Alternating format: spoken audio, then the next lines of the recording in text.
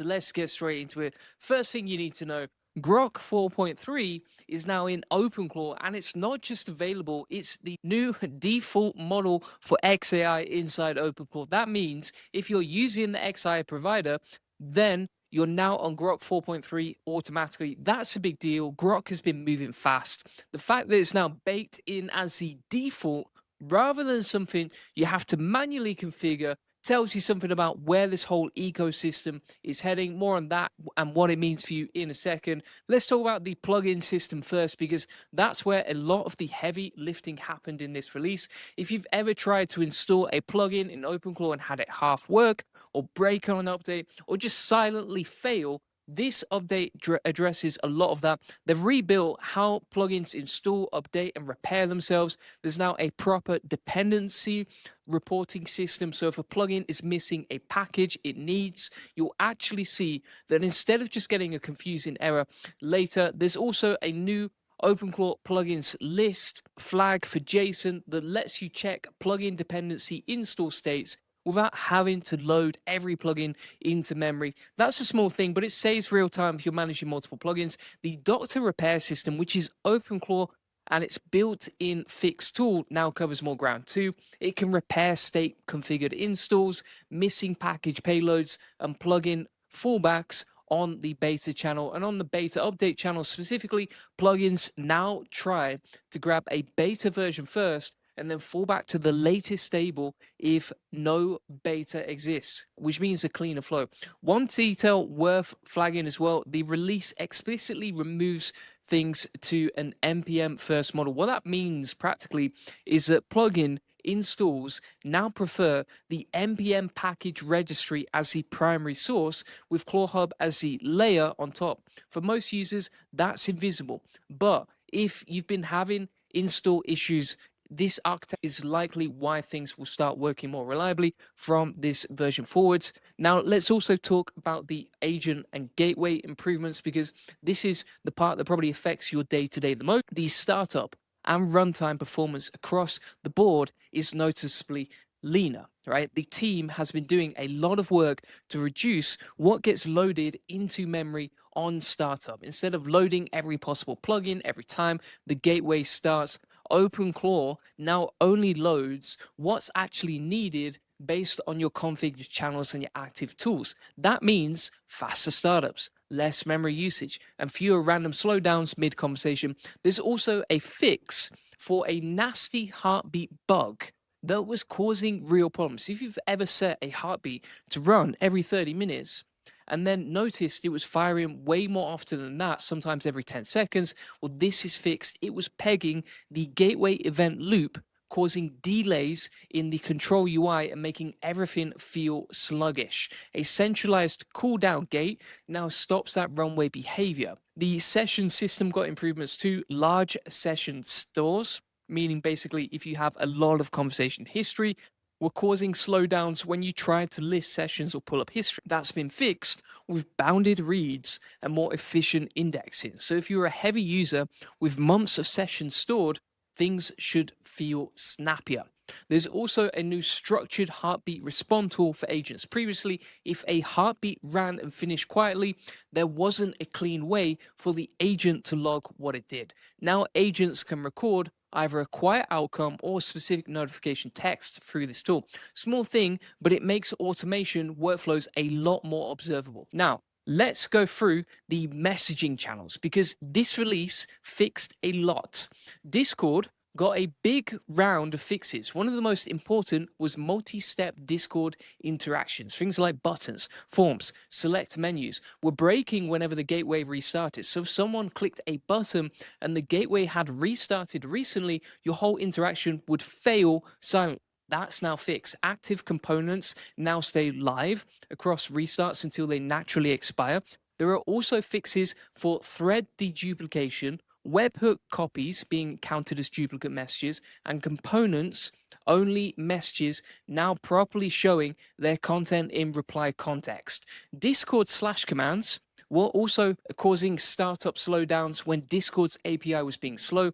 The gateway now handles rate limits more gracefully and doesn't spam retry attempts that were piling up in the logs and blocking startup. So if you're running a Discord agent through OpenClaw, startup should feel more reliable. Telegram got several fixes too. Long messages, anything over Telegram's character limit, now got split and get split into safe chunks instead of failing as one oversized request. That sounds basic, but it was causing real failures for users sending longer content. There were also fixes for voice notes, DM topic threads, and command routing in forum topics. The streaming preview system was also updated so replies don't flicker through a draft to message transition that made it look like duplicate messages were being sent. WhatsApp added support for channel and newsletter targets. So if you're using WhatsApp business with broadcast channels or newsletters, you can now route those messages to those explicitly instead of them defaulting to DM routing. There's also a fix for quoted image media. So if someone sends you a message that contains a quoted image, agents can now actually see and inspect that message instead of just getting a placeholder. Slack got cleaner DM routing, better multi-workspace support, and an app home tab that publishes a default view when someone opens it, rather than showing a blank screen. Thread tracking across restarts was also improved, so ongoing threaded conversations keep auto-replying after the gateway restarts. That was a known pain point. Signal got 2 specific fixes worth mentioning too.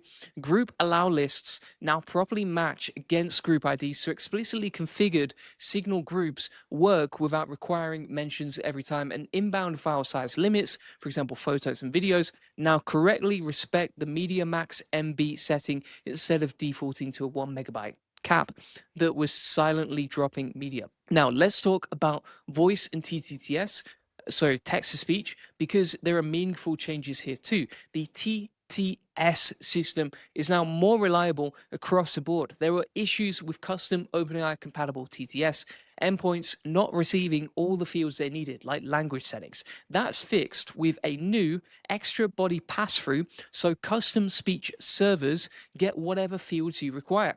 Voice call routing through Twilio and Google Meet got a big overhaul with better DTMF handling, meet pin entry, and fixes for the initial greeting before the call was actually connected. There's also a new per call memory option for voice calls.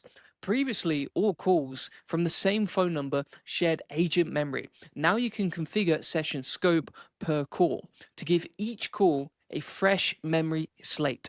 Useful if you're building inbound call flows where you don't want context bleeding between separate calls from the same number.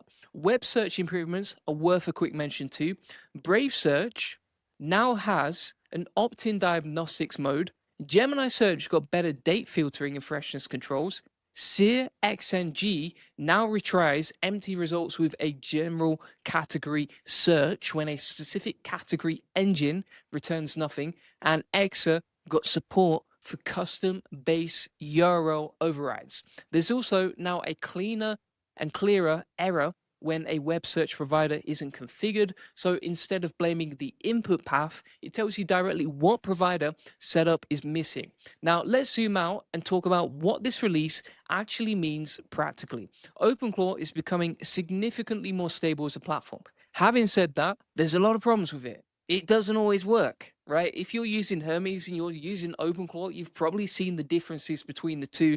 If you do not need to update, I just wouldn't update. I just don't see the point at this point because so many things can break. Your OpenClaw setup can break. You have to be very careful with it. Always create a backup before you actually update, and be aware that this stuff doesn't necessarily make it better, especially when it comes to being smoother. Quite often with OpenClaw updates, it's becoming less and less stable. So even though there's a lot of improvements here, even though there's a lot of bug fixes here, that doesn't mean that everything in the next update that you're using is going to be fixed. However, the Grok 4.3 edition is interesting specifically because it's not announced as an option. It's the new default. That signals real confidence in the model, which means that they are using 4.3 for the Grok default with XAI if you set that up. The plugin architecture changes are also significant for anyone building on top of OpenClaw rather than just using it. The move to NPM-first with ClawHub as a layer, the better dependency tracking, the repair tooling, these are the foundations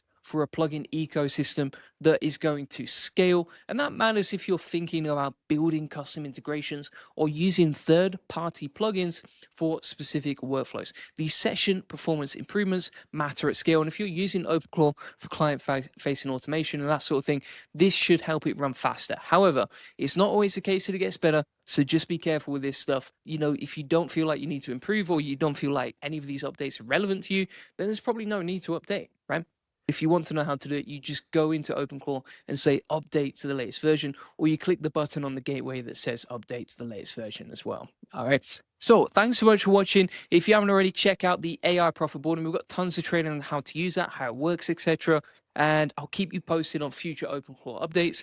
And if you want coaching, roadmaps, setups, if you want to connect with me personally, if you want tutorials, if you want to meet tons of people who are using AI agents like Hermes and OpenClaw, and also get my best tutorials for Hermes and OpenClaw, you can get that in the AI profit board, link in the description, or just go to the AIprofitboarding.com. Thanks for watching. I'll see you on the next one. Cheers. Bye-bye.